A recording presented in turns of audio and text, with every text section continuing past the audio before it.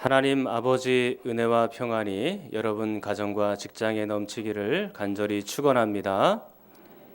웨스트민스터 소요리 문답 60번의 질문이 어떻게 되는 줄 아십니까? 기억하십니까? 안식일을 거룩하게 지키는 방법이 무엇입니까? 질문이 그거죠. 자, 그러면 한번 답이 무엇일까요? 한번 읽어보겠습니다. 자, 읽어보겠습니다. 시작.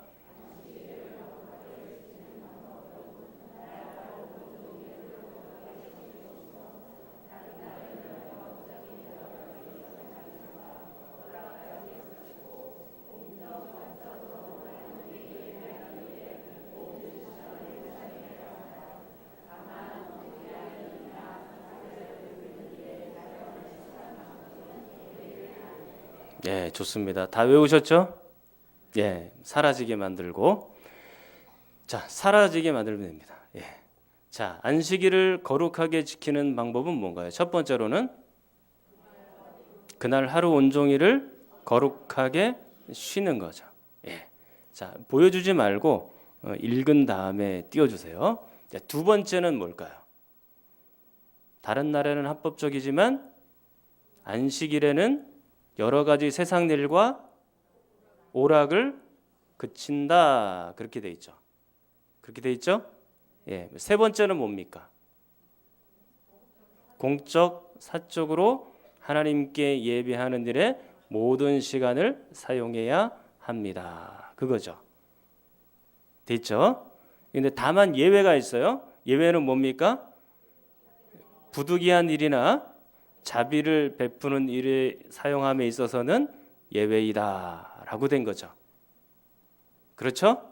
예, 그렇다면 3장 1절부터 6절 말씀을 보기 위해서는 웨스트민스터 소요리 문답 60번 맨 끝에 있는 답변, 부득이한 일이나 자비를 베푸는 일에 사용하는 시간은 예외이다 라는 것이 사실은 적용되고 있는 겁니다. 예수 그리스도께서 안식일에 회당에 가셨는데 한편 손 마른 사람이 있었죠. 예수님이 그를 고쳐주셨죠. 안식일에 일을 한 겁니다. 근데 예수님께서 이에 대하여 뭐라고 말씀하시냐면 4절 이렇게 말씀합니다. 3장 4절 시작.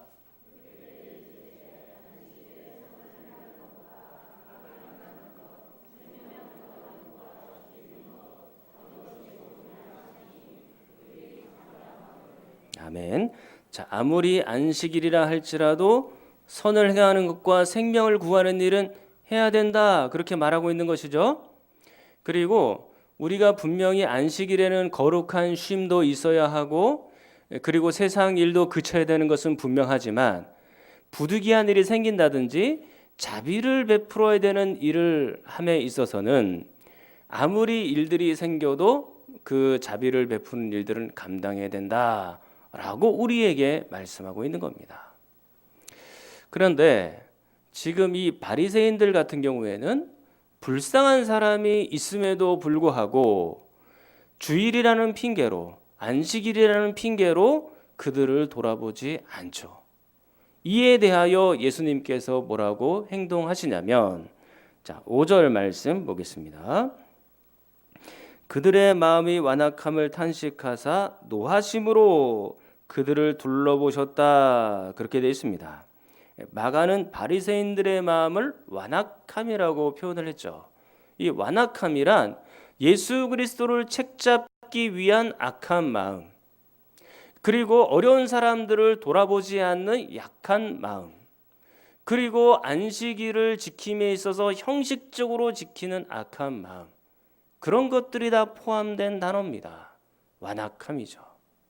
그들에 대하여 이 완악한 마음을 아시고 예수님께서 분노의 눈빛으로 그들을 둘러보고 계신 겁니다.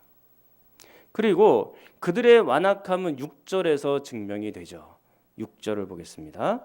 바리새인들이 나가서 곧 헤롯 당과 함께 어떻게 하여 예수를 죽일까 의논하니라 그랬습니다. 의로우신 예수님을 죽일 계획을 세우고 있는 것이죠. 근데 언제 그렇게 한다고 그랬습니까? 안식일에. 그렇다면 생명을 살리는 예수 그리스도의 모습과 그리고 이 안식일에 오히려 생명을 해치려고 모의를 하고 있는 이 바리새인 둘 중에 누가 안식일을 제대로 지키는 자인가 라는 점입니다. 사랑하는 여러분, 여러분들은 지금 맡고 있는 주일을 어떻게 성수하고 계십니까? 주일과 안식일의 정신은요, 하나님을 사랑한다라는 것입니다. 그 사랑의 실천으로 교회 나와서 예배를 드리는 거예요. 공적, 사적으로 예배를 드리는 거죠. 그렇기 때문에 하나님을 사랑하는 마음이 빠진 바리새인들과 같은 형식적인 예배는, 그런 주일은 하나님께서 기뻐하시지 않는 겁니다. 한번 계산을 이렇게 해보니까요, 지금 여러분들이 40살이면 이 주일을 약 2000번쯤 주일을 맞이한 겁니다. 그리고 여러분들이 80세면 주일을 4000번을 맞이하게 된 거예요. 그러니까 모태신앙이라고 쳐보면 생각보다 그렇게 주일을 많이 보내지는 않죠. 보통 한 5000번 정도 보내면 이제 천국 가시는 겁니다. 100세 정도 되는 거니까요. 그런데 우리가 지금 맡고 있는 이 수천 번의 주일 가운데 얼마나 절절하게 하나님을 사랑하면서 이 주일을 맞이했느냐라는 것입니다. 여러분들이 주일을 맞이하는 동안에 몇 번이나 정말로 온전히 하나님을 사랑하는 마음으로 이 주일을 지키고 있었느냐라는 점이죠. 형식적인 주일이 아니라 정말로 하나님을 사랑함으로 지키는 예배가 주일이 될 수 있기를 간절히 축원합니다. 중간 정산을 한번 해야 됩니다. 연초에 제가 여러분들에게 말씀드리기를 마가복음은 3막으로 구성이 되어 있다 말씀을 드렸죠. 장소에 따라서 구분이 되는데요. 예수님의 사역 장소에 따라서 3막으로 된 겁니다. 1막에서는 예수님이 어디서 사역하셨을까요? 갈릴리에서 사역하셨고요. 또 2막에서는 어디서 사역하셨을까요? 예루살렘으로 올라가는 도중에, 그리고 올라가는 길에서, 여행 중에 그곳에서 사역한 것이고요. 3막 같은 경우에는 이제는 아시겠죠? 예루살렘에서 사역한 것. 그렇게 해서 1막, 2막, 3막으로 되어 있습니다. 그런데 1막 역시 이 3부로 구성이 되어 있습니다. 세 부분으로 구성되어 있거든요. 자, 1막 1부는요. 1장 14절부터 3장 6절, 지난 주일까지 본 말씀이에요. 그리고 2막은 어디 1막 2부는 어디냐면 3장 7절부터 6장 6절 전반절까지. 그 2막 2부입니다. 그럼 2막 3부는 어딜까요? 6장 6절 하반절부터 8장 26절까지가 1막 3부입니다. 목사님이 너무 복잡하게 얘기하시네. 그렇게 이제 얘기를 생각할 수도 있는데요. 이것은 여러분들이 적는 분들이 계시기 때문에 적는 분들을 위하여 제가 말씀드린 겁니다. 지금부터 기억하시면 됩니다. 지금 1막 1부, 2부, 3부가 있지만 여기에서 핵심되는 주제가 뭐냐면 그것은 바로 제자라는 것입니다. 1막 1부의 내용 가운데 보면 1장 14절, 16절에서 20절까지 말씀이 있죠. 거기서는 제자를 부르고 계시죠. 그리고 2장 14절에서도 역시 제자를 부르고 계시죠. 근데 1막 2부, 오늘부터 들어온 말씀인데요. 다음 주에 보시면 알겠지만 3장 13절부터 보시면 그 이하로는 뭐가 나와 있습니까? 12명의 제자를 세우는 장면이 나옵니다. 그리고 1막 3부로 나중에 가서 보시면 알겠지만 그 6장 6절 이하에 보시면 12명의 제자를 파송하는 장면이 나와요. 그러니까 1막 1부, 2부, 3부 전체가 주로 제자, 예수께서 제자를 세우신다라는 것에 집중되어 있다라는 것을 알 수 있는 것이죠.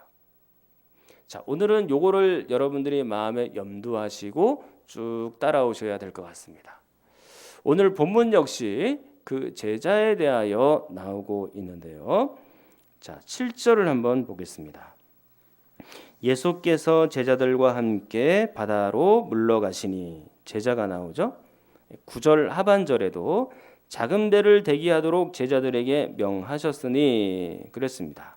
여기서도 제자가 나옵니다. 그런데 이 제자라는 단어와는 약간 대조가 되는 한 단어가 나옵니다. 그 단어는 뭘까요? 무리라는 단어죠. 그래서 오늘 설교의 제목이 뭡니까? 제자와 무리입니다. 그런데 자, 무리라는 단어가 나오는데 7절을 한번 볼게요. 예수께서 제자들과 함께 바다로 물러가시니 갈릴리에서 큰 무리가 따르며, 무리라는 단어가 있죠.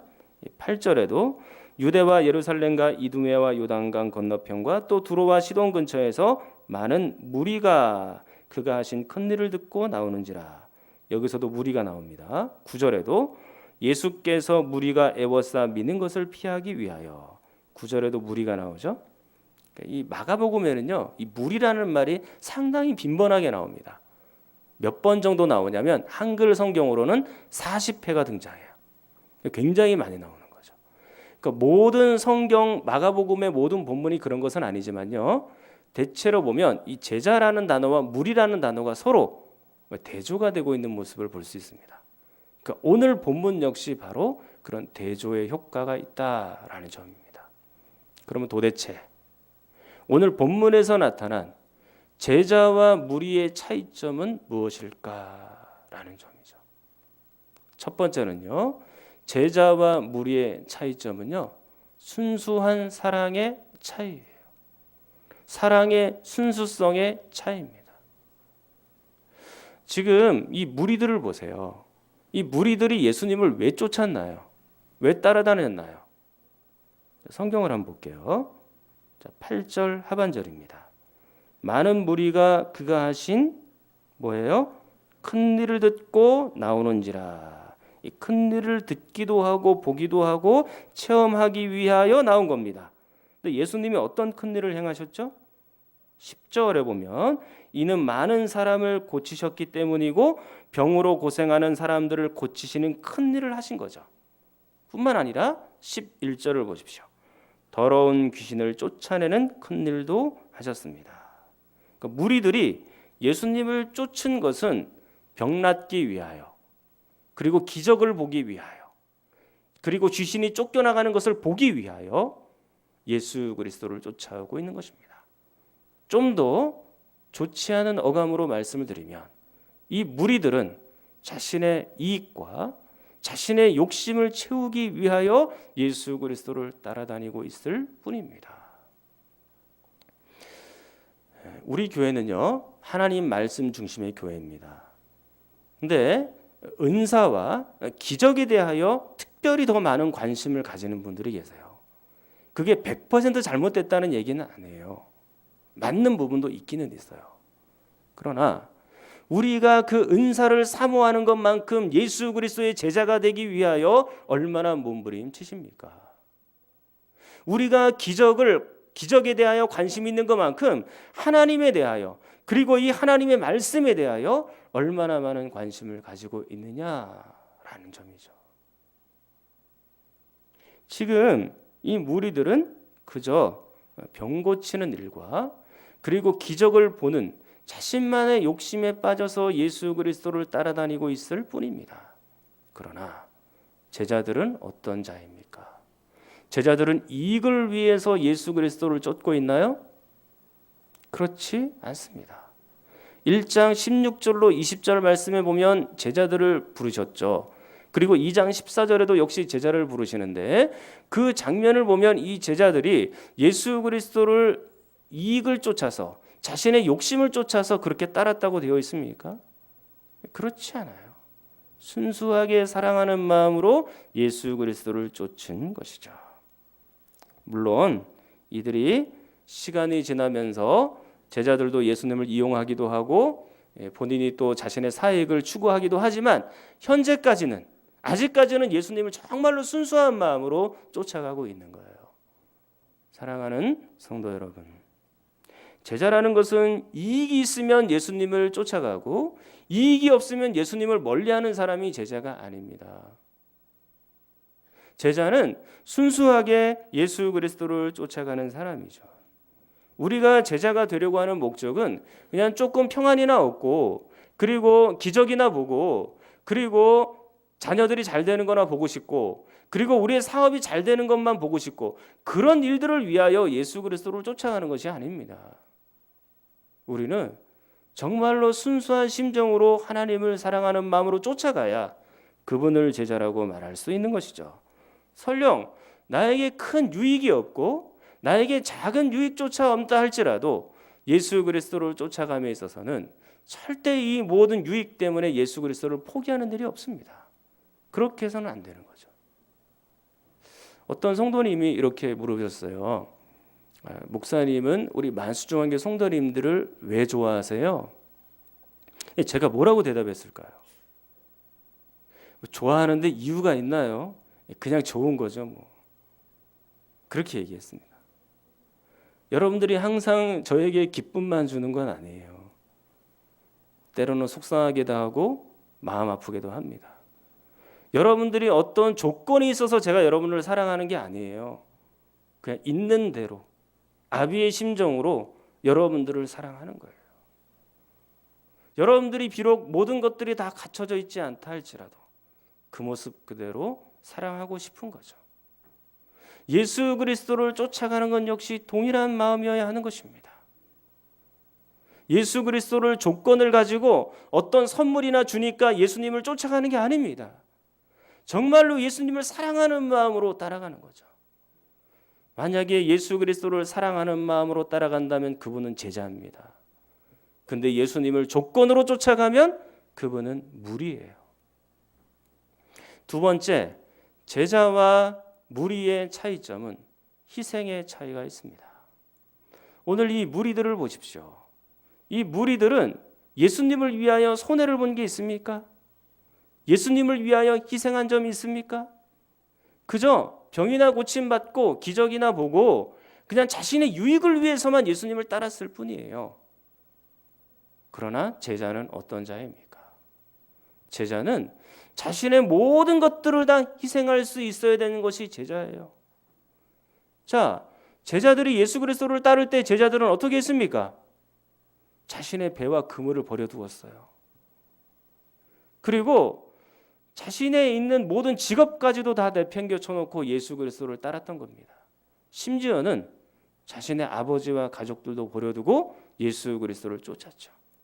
근데 예수님은 한 걸음 더 나아가서 이렇게 말합니다. 아무든지 나를 따라오려거든 누구든지 제자가 되려고 하면 너를 부인하고 십자가를 지고 나를 따라야 된다. 십자가 희생과 헌신까지 말씀을 한 겁니다. 이 제자예요. 사랑하는 성도 여러분, 여러분들은 예수님의 제자로서 무엇을 희생하시겠습니까? 우리가 이제까지 예수님을 위하여 어떤 손해를 보셨나요? 우리는 예수님께 뭔가 받을 생각만 잔뜩 하고 있습니다. 이제는 예수님을 드릴 생각을 해야 되죠. 만약에 여러분들이 받을 생각만 한다면 그분은 무리입니다. 그러나 예수님께 드릴 생각을 한다면, 희생하고 헌신할 생각을 한다면 그분은 제자이죠. 세 번째, 제자와 무리의 차이점은 숫자의 차이가 있습니다. 마가복음에서만 보면 지금까지 예수님께서 제자로 부르신 숫자는 현재까지는 몇 명입니까? 5명에 불과해요. 마가복음 1장 16절에서 20절 사이에 몇 명을 부르셨죠? 4명을 부르셨어요. 사람들의 이름이 뭡니까? 시몬과 안드레와 야고보, 요한이죠. 그리고 2장 14절에 한 명을 더 부르셨죠. 마태라는 사람입니다. 레위이죠. 그렇게 해서 현재까지는 5명의 제자로 예수님께서 부르신 겁니다. 근데 잘 생각해 보십시오. 수많은 군중을 몰고 다녔던 그 예수 그리스도에 비하면 5명이라는 제자의 숫자는 너무 적은 거 아니에요? 굉장히 적죠. 근데 반면에 무리의 숫자를 보십시오. 자, 7절 하반절 말씀 보겠습니다. 갈릴리에서 큰 무리가 따르며, 일단 무리라는 것 자체도 굉장히 큰 숫자거든요. 그런데도 불구하고 앞에 하나의 수식어가 더 있죠. 크다라는 수식어가 있잖아. 그러니까 얼마나 큰 무리인지를 알 수 있습니다. 8절에도 그냥 무리라고 되어 있지 않고 어떤 무리라고 되어 있습니까? 많은 무리라고 되어 있죠. 그러니까 이 숫자를 정확하게 우리가 가늠하기는 어렵지만 대체로 수천 명에서 수만 명까지 그렇게 생각을 합니다. 굉장히 많은 군중들이 예수 그리스도를 따라다닌 것이죠. 여러분들이 나중에 지도를 좀 찾아보시면 좋겠는데요. 여기 지금 마가복음 3장 7절부터 보시면 이 지명들이 굉장히 많이 나옵니다. 자, 근데 지명들을 한번 보시겠습니다. 7절에 보면 갈릴리에서 몰려오죠. 이 갈릴리는 지금 예수님이 사역하고 있는 현장이고요. 북쪽 지방입니다. 자, 그리고 8절 보시면 유대와 예루살렘 이두메 지역이 있어요. 이곳은 남쪽 지역입니다. 자, 그리고 요단강 건너편이 있죠. 이것은 어느 곳일까요? 동쪽입니다. 지금 가운데 실처럼 이렇게 있는 것이 지금 요단강이거든요. 요단강 건너편은 그 동쪽이고 그 안쪽 서쪽이 바로 가나안 땅인 겁니다. 자, 그리고 나서 두로와 시돈이 또 나오죠. 이것은 갈릴리보다 훨씬 더 북쪽에 있는 저기 점 두 개 맨 끝에 찍혀 있는 거 있죠. 거기에 두로와 시돈, 개 북쪽에 있습니다. 그러니까 지금 지역을 살펴보면 사방에서 동서남북 사방에서 예수 그리스도를 따라다니기 위하여 무리들이 모여들고 있었다라는 것입니다.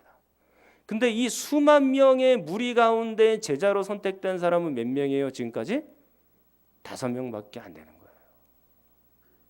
굉장히 적은 숫자죠. 물론 무리들 중에도 예수님을 진정으로 따르는 제자들이 섞여 있을 수 있습니다. 그러나 표면적으로 나타나 있는 예수님의 제자는 5명 뿐이에요. 저는 이 말씀을 묵상하고 설교하면서 굉장히 두려움에 빠졌습니다.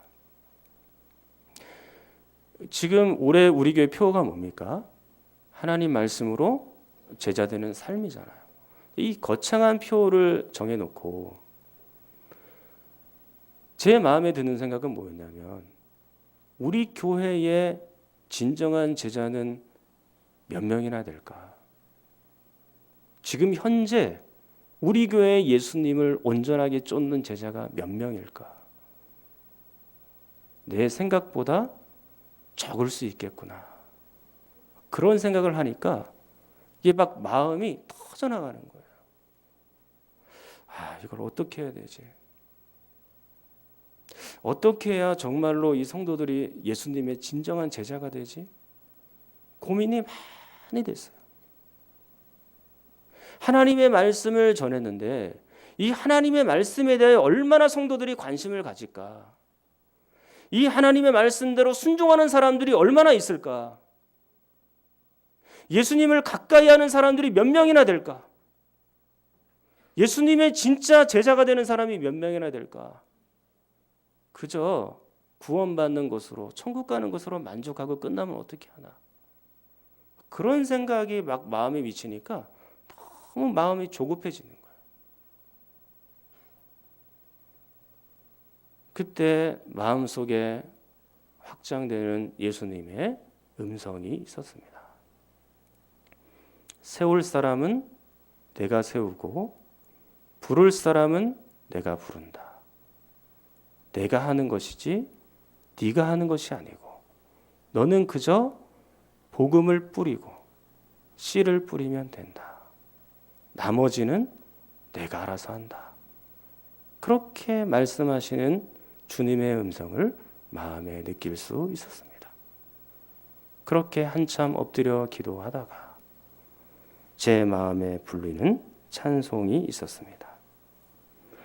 주께서 주신 동산에 땀 흘리며 씨를 뿌리며 내 모든 삶을 드리리 내 사랑하는 내 주님께 비바람 앞을 가리고 내 육체는 쇠잔에 져도 내 모든 삶을 드리리.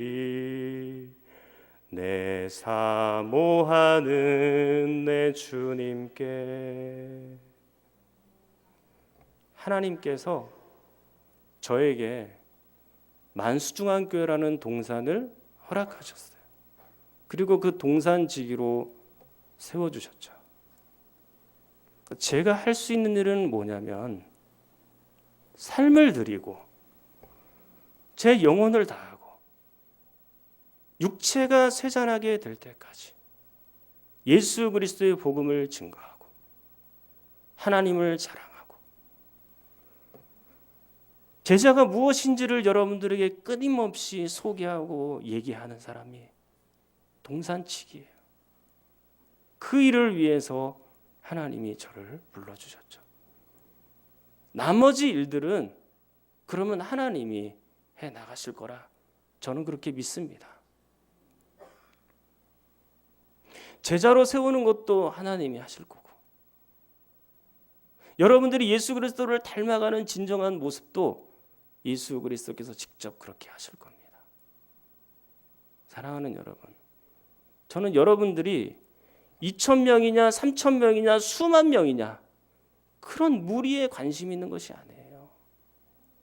얼마나 많은 숫자가 모여있냐, 아무리 많은 숫자가 모여있어도 그 가운데 제자가 없으면 목회 실패한 거예요.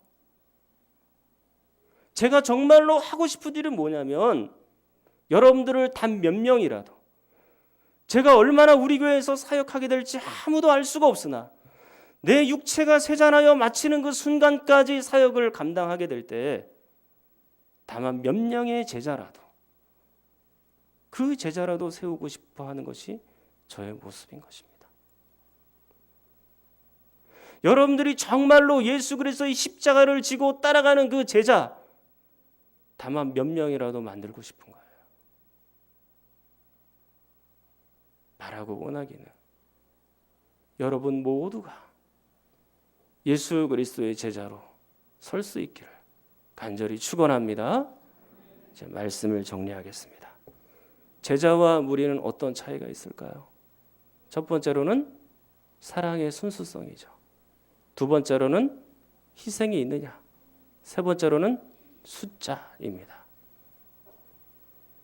예수님을 사랑하면 희생할 수 있죠. 여러분들은 여러분들의 자녀들을 위해서 모든 걸 다 희생했잖아요. 정말 모든 것들을 다 자녀들에게 부어주고 또 부어줘도 모자라죠.